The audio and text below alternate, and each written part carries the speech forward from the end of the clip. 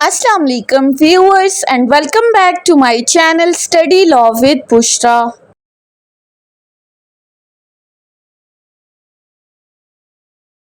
So we were discussing Law Gate syllabus, and in today's video we are going to start another act, that is Code of Criminal Procedure 1898. But before starting the discussion, I request you all to please subscribe to my channel and don't forget to press the bell icon for latest updates. Do share this video with your friends and don't forget to comment your feedback. So let's move towards the discussion. किसी भी act को समझने से पहले उसके introductory part को समझना बहुत ही ज़्यादा ज़रूरी होता है कि आया इस एक्ट की इनिशिएशन कहाँ से हुई थी, ये एक्ट्स आया कहाँ से था। सो क्रिमिनल प्रोसीजर कोड को अगर हम देखें तो सेक्शन 1 बात करता है शॉर्ट टाइटल एंड कमेंसमेंट की। अब इस सेक्शन के अंदर बताया है कि इस एक्ट का नाम क्या है और ये एक्ट आया कहाँ से था, किस दिन से ये इन्फोर्स हुआ था और कहाँ तक ये एक्सटेंड करता है। सो सेक्शन 1 कहता है this act may be called as the code of criminal procedure 1898। अब ये जो बात की गई है कोड ऑफ क्रिमिनल प्रोसीजर की, ये इंतहाई इम्पॉर्टेंट है लॉ गेट के हवाले से भी और वैसे भी जनरली भी अगर आप देखें तो हम क्या कहते हैं, क्रिमिनल प्रोसीजर कोड 1898। सीआरपीसी क्या है, क्रिमिनल प्रोसीजर कोड है, जबकि इसका इंट्रोडक्टरी पार्ट इसको डिफाइन करते हुए क्या कह रहा है, कोड ऑफ क्रिमिनल प्रोसीजर। जिस तरह से हमने पढ़ा था कोड ऑफ सिविल प्रोसीजर, ये एक प्रोसीजरल लॉ है, प्रोसीजर बता रहा है। और जो मेन थिंग है, अब ये एक्ट पास कब हुआ था और इन्फोर्स कब हुआ था। So this code of criminal procedure was passed by legislature on 22nd March 1898। Legislature ने पार्लियामेंट के सामने इस एक्ट को पेश किया था 22 मार्च को, जबकि आफ्टर 4 मंथ्स 1 जुलाई 1898 को इस एक्ट की इन्फोर्समेंट कराई गई थी, यानी कि इस पर अमल दरामद होना शुरू हुआ था 1 जुलाई से। इसकी इम्प्लीमेंटेशन हुई थी 1 जुलाई से। मोस्टली लोग इसकी पासिंग डेट को और इन्फोर्समेंट डेट को मिक्स कर लेते हैं। लॉ गेट में हमेशा ये क्वेश्चन आता है और आपसे पूछा जाता है कि कोड ऑफ क्रिमिनल प्रोसीजर कब पास हुआ था, तो आप 1 जुलाई लिख देते हैं, आपका आंसर फौरन गलत हो जाएगा। आपको याद होना चाहिए कि पार्लियामेंट में इसको 22 मार्च को पेश किया था और इसकी बाकायदा इम्प्लीमेंटेशन, इसकी इन्फोर्समेंट हुई थी 1 जुलाई 1898 से। सेकंड क्या बात की गई है कि इसका एक्सटेंड कहाँ तक है, ये क्रिमिनल प्रोसीजर एप्लीकेबल कहाँ तक है। So it extend to the whole of Pakistan. That means कि कोड ऑफ क्रिमिनल प्रोसीजर एक जनरल लॉ है जो एज अ होल पाकिस्तान के तमाम लोगों के ऊपर एप्लीकेबल है। और दूसरी बात क्या की गई है कि इस एक्ट के अंदर जो भी प्रोविजंस मौजूद हैं वो किसी भी लोकल या स्पेशल लॉ के प्रोविजंस को इफेक्ट नहीं करेंगी। स्पेशल लॉ क्या है, जो किसी खास सब्जेक्ट्स के ऊपर एप्लीकेबल है। अब स्पेशल और लोकल लॉ को हम पीपीसी में डिटेल से डिस्कस कर चुके हैं। स्पेशल लॉ खास किस्म के लोगों के लिए और लोकल लॉ खास किस्म की टेरिटरी के लिए, किसी खास किस्म के इलाके के लोगों पर, इलाके पर जो लॉ एप्लीकेबल है उसको हम कहते हैं वो क्या है, हमारा लोकल लॉ है। जिस तरह हमारे पास है KPCNA या KP tenancy act, Punjab tenancy act, जो कि सिर्फ और सिर्फ उस इलाके के लोगों पर एप्लीकेबल है, आउटसाइड द टेरिटरी वो एप्लीकेबल नहीं है। So code of criminal procedure एक जनरल लॉ है जो एज अ होल पाकिस्तान में जितने भी लोग रहते हैं उन सब के ऊपर एप्लीकेबल है। उसके बाद आ जाते हैं सेक्शन 4 की तरफ। अब सेक्शन 4 के अंदर हमें डेफिनेशन क्लॉजेस बताई गई हैं कि इस एक्ट के अंदर जो भी वर्ड्स यूज हुए हैं उनका क्या मतलब है। उनको डिफाइन किया गया है और इस डेफिनेशन क्लॉज में जो उनका मतलब है, इस एक्ट के अकॉर्डिंग वही मतलब आगे पूरी प्रोविजंस में लिया जाएगा। सबसे पहले डिफाइन किया गया है एडवोकेट जनरल को।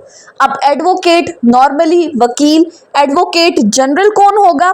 It includes a government advocate और where there is no advocate general such officer is the provincial government from time to time appoint in this behalf. Simply advocate general government pleader को कहते हैं, यानी कि government के जितने भी cases हैं जो कि कोर्ट्स के अंदर चल रहे हैं, जितने भी ट्रायल्स चल रहे हैं, गवर्नमेंट के बिहाफ पे जो बंदा उनको कोर्ट में रिप्रेजेंट करता है, उनको प्लीड करता है, उसको हम कहते हैं एडवोकेट जनरल। अब एडवोकेट जनरल प्रोविंशियल लेवल पे होता है और जो हमारा अटॉर्नी जनरल है वो फेडरल लेवल पे होता है। दूसरी चीज इसमें डिफाइन की गई है बेलेबल ऑफेंसेस को, इसके साथ नॉन बेलेबल ऑफेंसेस को। अच्छा, अब इनको अगर हम समझेंगे तो इसके साथ दो ऑफेंसेस और भी हैं। ऑफेंसेस की काइंड्स में कॉग्निजेबल ऑफेंसेस और इसके साथ चौथी काइंड है हमारे पास नॉन कॉग्निजेबल ऑफेंसेस की। अब हम इन चारों को इकट्ठा देखेंगे तो हमें इजीली समझ में आ जाएगा कि ये ऑफेंसेस क्या कहते हैं। सबसे पहले बात करते हैं कॉग्निजेबल ऑफेंसेस या कॉग्निजेबल केसेस की। कॉग्निजेंस की बात की गई है, यानी कि ऐसे ऑफेंसेस या ऐसे केसेस जिनके अंदर पुलिस ऑफिसर किसी भी पर्सन को मैजिस्ट्रेट से अरेस्ट वारंट इशू किए बगैर अरेस्ट कर सकता है। यानी कि पुलिस के पास ये पावर है, उनको ये अथॉरिटी दी गई है कि वो without warrant, without permission from the magistrate किसी भी पर्सन को किसी भी टाइम अरेस्ट कर सकते हैं। लाइक 302 जो हाई ग्रेड ऑफेंसेस हैं, 302 का केस है जो कि हीनियस नेचर के ऑफेंसेस है, वहां पर पुलिस को मैजिस्ट्रेट की परमिशन लेने की ज़रूरत नहीं है। जबकि इसके ऑपोजिट जो हमारे पास सेकंड काइंड है नॉन कॉग्निजेबल ऑफेंसेस की, यानी कि ऐसे ऑफेंसेस जो कि या फिर ऐसे केसेस जिनके अंदर पुलिस ऑफिसर विदाउट वारंट किसी भी पर्सन को अरेस्ट नहीं कर सकती। आपको पहले मैजिस्ट्रेट से बाकायदा अरेस्ट वारंट इशू कराना पड़ेगा। अगर मैजिस्ट्रेट आपको अरेस्ट वारंट इशू करती है तो फिर आप उस बंदे को अरेस्ट कर सकते हैं। Otherwise without the permission of the magistrate आप किसी भी पर्सन को अरेस्ट नहीं कर सकते। ये लो ग्रेड ऑफेंसेस होते हैं, इतने हीनियस नेचर के ऑफेंसेस नहीं होते, लिहाजा पुलिस ऑफिसर को वेट करना पड़ता है मैजिस्ट्रेट के वारंट का। फिर उसके बाद है बेलेबल ऑफेंसेस। नाम से ही जाहिर है बेल एबल, यानी कि जो काबिले ज़मानत जराइम हैं। अब काबिले ज़मानत जराइम कौन से हैं? जिनमें बेल आपको as a matter of right दी जाती है, यानी कि जितने भी इनोसेंट पर्सन्स हैं। अब एक्यूज्ड कब तक इनोसेंट है? जब तक वो गिल्टी प्रूव नहीं होता। तो जब तक गिल्टी प्रूव नहीं होता उसका हक है कि उसको ज़मानत पे रिहा किया जाए। जबकि इसके ऑपोजिट जो नॉन बेलेबल ऑफेंसेस हैं, नॉन बेलेबल नाकाबिले जमानत जराइम, जिनमें आपको bail as a matter of right नहीं बल्कि as a matter of exception दी जाती है, यानी कि एक्सेप्शनल सर्कमस्टांसेस के अंदर कोर्ट की ये डिस्क्रिशन है कि अगर वो चाहे तो वो आपको जमानत पर रिहा कर सकती है। अब यहाँ पर ऐसा नहीं है कि बिल्कुल भी जमानत नहीं होती, जमानत होती है, लेकिन एक्सेप्शनल केसेस के अंदर अगर कोर्ट को लगता है कि रिकॉर्ड पर मौजूद जो मटेरियल एविडेंस है वो इस हद तक नहीं है कि इस एक्यूज्ड को लायबल करार दिया जाए, तो वो उसको बेल पर रिहा कर सकती है। सो ये थी ऑफेंसेस की चार kinds: bailable, non bailable, cognizable and non cognizable. Schedule 2 के अंदर ये तमाम चीज़ें, सीआरपीसी के एंड पे एक स्केड्यूल है जिसके अंदर ये तमाम चीज़ें मेंशन है, बाकायदा कॉलम है। पहले पीपीसी के ऑफेंसेस की बात की गई है, उनकी पनिशमेंट्स की, फिर वो ऑफेंसेस बेलेबल हैं या नहीं, वो warrant, without warrant police arrest कर सकती है या विद वारंट, और फिर लास्ट में है कंपाउंडेबल एंड नॉन कंपाउंडेबल। अब कंपाउंडेबल ऑफेंसेस क्या कौन से हैं? ऐसे ऑफेंसेस जो कि प्राइवेट हैं, जिनके अंदर पार्टीज आपस में कंप्रोमाइज कर सकती हैं, जबकि नॉन कंपाउंडेबल ऑफेंसेस जो कि पब्लिक ऑफेंसेस हैं, जिनके अंदर पार्टीज आपस में कंप्रोमाइज नहीं कर सकती। सो बेलेबल ऑफेंसेस वो ऑफेंसेस जिनको स्केड्यूल 2 के अंदर बेलेबल प्रिस्क्राइब किया गया है। अब ये भी बहुत ज़्यादा इंपॉर्टेंट है लॉ गेट के हवाले से। उसके बाद आ जाते हैं चार्ज के ऊपर। चार्ज को किस तरह से डिफाइन किया गया है? Charge means a precise formulation of specific accusation made against a person। Simply उस पर इल्ज़ामात आयद करना। अभी वो मुल्जिम है, वो मुजरिम नहीं बना, इल्ज़ामात आयद करके प्रूफ करना कि आया वो मुजरिम है या नहीं। अब इस चार्ज को सीआरपीसी ने डिफाइन नहीं किया, सिंपली हम आपको बता रहे हैं कि चार्ज होता क्या है। सीआरपीसी क्या कहती है? Charge includes any head of the charge when the charge contains more heads than one. अब यहाँ पर जो हेड की बात की गई है दैट मीन्स ऑफेंसेस, यानी कि एक चार्ज के अंदर डिफरेंट ऑफेंसेस भी हो सकते हैं। लेट्स सपोज एफआईआर में एक पर्सन को चार्ज किया है 419, 420, 419, 420, 467 और उसके साथ 34 भी। अब ऐसा नहीं है कि 419 के ऊपर उसको मुकदमा उस पर दर्ज हुआ है तो 419 का अलग से चार्ज फ्रेम होगा, 420 का अलग से, 467 का अलग से, 34 का अलग से, बल्कि सीआरपीसी ये कहता है कि एक ही चार्ज के अंदर डिफरेंट ऑफेंसेस से रिलेटेड किसी भी पर्सन के अगेंस्ट ट्रायल चलाया जा सकता है। अब यानी कि एक चार्ज के अंदर हेड से मुराद डिफरेंट ऑफेंसेस भी लिखे जा सकते हैं। उसके बाद डिफाइन किया गया है कंप्लेंट को। अब कंप्लेंट क्या है? सिंपली हम जिसको कहते हैं इस्तगासा। कंप्लेंट वैसे कहते हैं शिकायत को, इस्तगासा। अब कंप्लेंट क्या है? एलिगेशन मेड ऑरली और in writing to the magistrate. अब एलिगेशंस, इल्ज़ामात जो आप मैजिस्ट्रेट के सामने ऑरली भी बता रहे हैं या रिटन भी बता रहे हैं, किस पर्सन के अगेंस्ट एलिगेशंस आप लगा रहे हैं?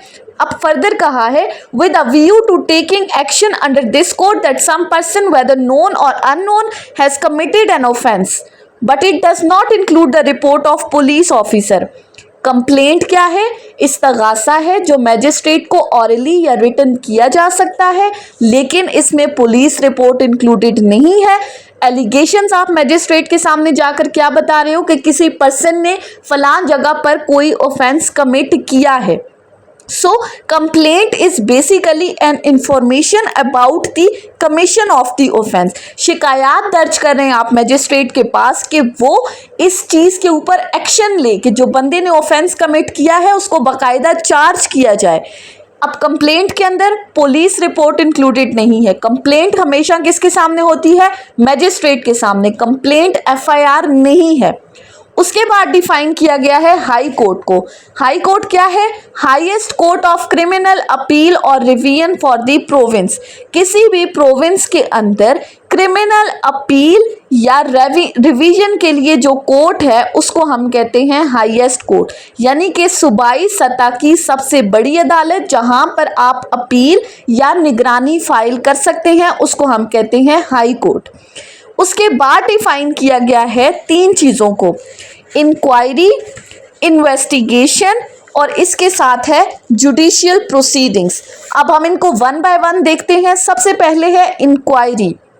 Inquiry includes every inquiry other than the trial conducted under this code by magistrate और कोर्ट। ट्रायल के अलावा जो इंक्वायरी इस कोड के अंदर मैजिस्ट्रेट कंडक्ट करता है किसी भी ऑफेंस से रिलेटेड। अब ट्रायल नहीं है इसमें। ऑब्जेक्ट क्या है इंक्वायरी का? टू डिटरमिन द ट्रूथ और falsity of certain act facts in order to take further action. Basic purpose क्या है, मैजिस्ट्रेट इंक्वायरी क्यों कंडक्ट करता है, ताकि जो उसके सामने केस चल रहा है उस पर फर्दर एक्शंस लेने से पहले ये चीज़ डिटरमिन की जा सके कि जो ये केस लेकर आए हैं, जो प्रोसिक्यूशन केस लेकर आई है, क्या वो सच है या नहीं। यानी कि उसकी फॉल्सिटी या ट्रूथ को डिटरमिन करने के लिए मैजिस्ट्रेट जो प्रोसीडिंग्स कंडक्ट करेगा उसको हम कहते हैं इंक्वायरी। फिर इन्वेस्टिगेशन क्या है, all the proceedings under this code for the collection of the evidence conducted by police officer। Investigation, तफ्तीश का मकसद क्या है, सबूत इकट्ठे करना। सबूत कौन इकट्ठे करेगा, पुलिस ऑफिसर। सो इन्वेस्टिगेशन और इंक्वायरी के दरमियान का बेसिक डिफरेंस क्या आ गया, जो प्रोसीडिंग्स मैजिस्ट्रेट कंडक्ट करेगा वो इंक्वायरी है, जो पुलिस ऑफिसर कंडक्ट करेगी सबूत इकट्ठा करने के पर्पस से वो हमारी इन्वेस्टिगेशन है, या कोई भी ऐसा बंदा जिसको मैजिस्ट्रेट ने ऑथराइज किया है इस पर्पस के लिए, एविडेंस कलेक्ट करने के लिए। लेकिन इन्वेस्टिगेशन में मैजिस्ट्रेट खुद इन्वॉल्व नहीं है। तीसरी चीज़ है judicial proceedings. It includes any proceedings in the course of which evidence is legally taken on oath। ऐसी proceedings जिनके थ्रू on oath evidence जो है वो लिया जाता है। अब कलेक्शन ऑफ एविडेंस के लिए तफ्तीश हुई, एविडेंस ऑन ओथ जिस तरह से लिया जाता है, जिस प्रोसीडिंग्स के अंदर लिया जाता है इन फ्रंट ऑफ द जज, in front of the magistrate, उसको हम कहते हैं जुडिशियल प्रोसीडिंग्स। सो इंक्वायरी कराई मैजिस्ट्रेट ने, इन्वेस्टिगेशन की पुलिस ऑफिसर ने सबूत इकट्ठा करने के लिए, और जुडिशियल प्रोसीडिंग्स के अंदर उसी सबूत को ऑन ओथ लिया गया कोर्ट के अंदर इन फ्रंट ऑफ द जज। उसके बाद डिफाइन किया गया है मैजिस्ट्रेट को कि magistrate means a judicial magistrate और special magistrate appointed under section 12 और 14। मैजिस्ट्रेट का मतलब है जुडिशियल मैजिस्ट्रेट या ऐसे मैजिस्ट्रेट्स जिनको सेक्शन 12 और 14 के अंदर अपॉइंट किया गया। सेक्शन 12 और 14 क्या है वो हम आगे चल के डिस्कस करेंगे।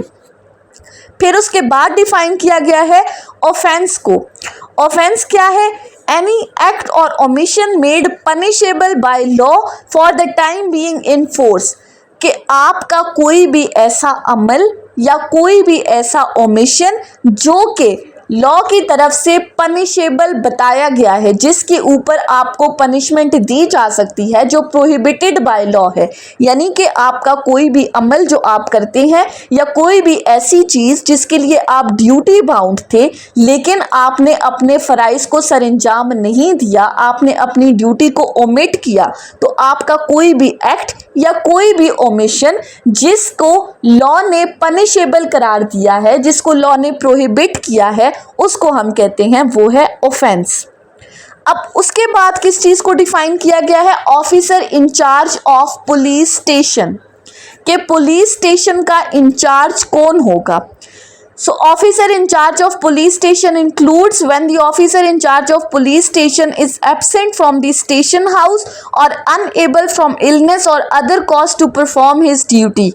कि जब स्टेशन हाउस ऑफिसर किसी भी वजह से एब्सेंट है या वो अपनी ड्यूटीज़ परफॉर्म नहीं कर सकता बीमारी की वजह से या कोई भी और रीज़न है, तो फिर पुलिस स्टेशन का इंचार्ज कौन होगा, the police officer who is next in rank to such officer and is above the rank of constable।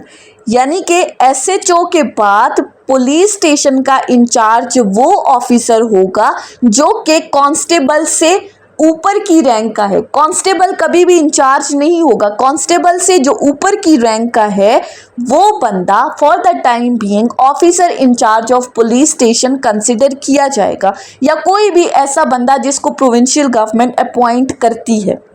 फिर उसके बाद डिफाइन किया गया है प्लेस को। Place includes a house, building, tent and vessel. इस पूरी CRPC के अंदर अगर कहीं पर वर्ड यूज़ हुआ है offence committed at any place, तो उस प्लेस के अंदर हाउस भी इन्वॉल्व है, मकान भी इन्वॉल्व है, बिल्डिंग्स, इमारतें भी, टेंट भी और वेसल भी। वेसल क्या है, PPC के अंदर हमने डिफाइन किया गया था कि बहरी रास्तों के ज़रिए लोगों को या चीज़ों को एक जगह से दूसरी जगह जिसके थ्रू मुंतकिल किया जाता है उसको हम कहते हैं vessel. So vessel is also included in definition of the place. उसके बाद है प्लीडर। प्लीडर बेसिकली यूज़ किया जाता है वकील के लिए, एडवोकेट के लिए, अटॉर्नी के लिए, यानी कि जो आपके बिहाफ पर कोर्ट के अंदर प्रोसीडिंग्स कंडक्ट कर रहा है, जो आपको प्लीड कर रहा है, जो आपके बिहाफ पे कोर्ट में आपका केस लड़ रहा है, उसको हम कहते हैं प्लीडर। नेक्स्ट डिफाइन किया गया है पुलिस स्टेशन को। Any post or place declared generally or specially by provincial government to the police station. कोई भी ऐसी जगह जिसको प्रोविंशियल गवर्नमेंट ने पुलिस स्टेशन डिक्लेयर कर दिया हो, कोई भी लोकल एरिया, तो उसको हम कहेंगे पुलिस स्टेशन। नेक्स्ट है public prosecutor. any person appointed under section 492 or any person acting under the directions of public prosecutor or conducting a prosecution on behalf of the state। रियासत के behalf पे जो बंदा भी प्रोसीडिंग्स कंडक्ट करता है, prosecution करता है, जब भी कोई ऑफेंस कमिट होता है वहां पर स्टेट इन्वॉल्व होती है। क्यों? क्योंकि स्टेट के कानून की खिलाफ वर्जी की गई है, उसका कानून तोड़ा गया है। तो आप देखते हैं हमेशा केसेस में लिखा जाता है सरकार बनाम फलां फलां, जिसने भी ऑफेंस कमिट किया है। सो यहाँ पर स्टेट को जो बंदा रिप्रेजेंट कर रहा होता है, रियासत के बिहाफ पे जो प्रोसिक्यूशन कर रहा होता है, जब कानून की इन्फ्रिंजमेंट होती है, कोई भी ऑफेंस कमिट होता है, तो उसको कहा जाता है कि वो बंदा पब्लिक प्रोसिक्यूटर है। अब उसके बाद डिफाइन किया गया है words to have the same meaning as in Pakistan penal code. अब यहाँ पर क्या कहा गया है? All the words expressions used herein and defined in the PPC and not hereinbefore defined shall be deemed to have the same meaning respectively attributed to them by that code. के PPC के अंदर जो हमने definition clauses को discuss किया था section 5 से section 52A तक, ये सेक्शन कहता है कि अगर कहीं पर इस सीआरपीसी के अंदर कोई वर्ड यूज हुआ है लेकिन सीआरपीसी की डेफिनेशन क्लॉज में उस वर्ड को डिफाइन नहीं किया गया, लेकिन वो वर्ड पाकिस्तान पिनल कोड में डिफाइन है, तो उसका वही सेम मीनिंग लिया जाएगा जो पीपीसी के अंदर बताया गया है। मतलब सीआरपीसी के अंदर कोई वर्ड है, सीआरपीसी ने डिफाइन नहीं किया, लेकिन पीपीसी ने उस वर्ड को डिफाइन किया है, तो पीपीसी की वही डेफिनेशन इस सीआरपीसी के अंदर भी ली जाएगी। उसके बाद है हमारे पास सेक्शन 5। सेक्शन 5 बात करता है trial of offences under Pakistan penal code. अब इसमें क्या बात की गई है? All the offences under Pakistan penal code shall be investigated, inquired, tried and otherwise dealt with according to provisions hereinafter contain. के पीपीसी के अंदर जितने भी ऑफेंसेस को डिफाइन किया गया है। अब पीपीसी क्या है? हमारे पास सब्सटेंटिव लॉ है। सब्सटेंटिव लॉ में आपकी राइट्स एंड लाइबिलिटीज बताई जाती हैं। पीपीसी के अंदर ऑफेंसेस को डिफाइन किया गया है और उनकी पनिशमेंट्स को प्रिस्क्राइब किया गया है। तो यहाँ पर कहा है कि पीपीसी के अंदर जितने भी ऑफेंसेस को, उनकी पनिशमेंट्स को बताया गया है, उन ऑफेंसेस का ट्रायल इस सीआरपीसी के अकॉर्डिंग होगा। आगे जितनी भी प्रोविजंस ट्रायल से रिलेटेड मौजूद है वो उसके अकॉर्डिंग कंडक्ट की जाएंगी। उसके साथ दूसरी बात की गई है trial of offences against the other laws. All the offences and other laws shall be investigated, inquired and tried with according to same provisions but subject to any enactment for the time being enforced. अगर कोई offense किसी और law के under commit हुआ है, let's suppose जो हमारे special laws हैं या लोकल लॉज हैं, एंटी टेररिज्म एक्ट या KPCNSA या पंजाब CNSA, तो अगर उन एक्ट्स के अंदर इन ऑफेंसेस के ट्रायल से रिलेटेड कोई स्पेशल प्रोविजंस मौजूद हैं, तो फिर उन स्पेशल लॉ के अकॉर्डिंग इन ऑफेंसेस का ट्रायल होगा।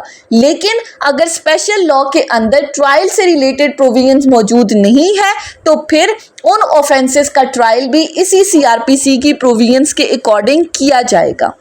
सो ये थी हमारी आज की डिस्कशन चैप्टर 1 ऑफ सीआरपीसी के ऊपर, जो कि लॉ गेट के हवाले से इंतहाई इम्पॉर्टेंट चैप्टर है। लॉ गेट में हमेशा इस चैप्टर के अंदर से 2 या 3 MCQs लाजमी पूछे जाते हैं। सो आपको ये तमाम डेफिनेशंस फिंगर टिप्स पे याद होनी चाहिए।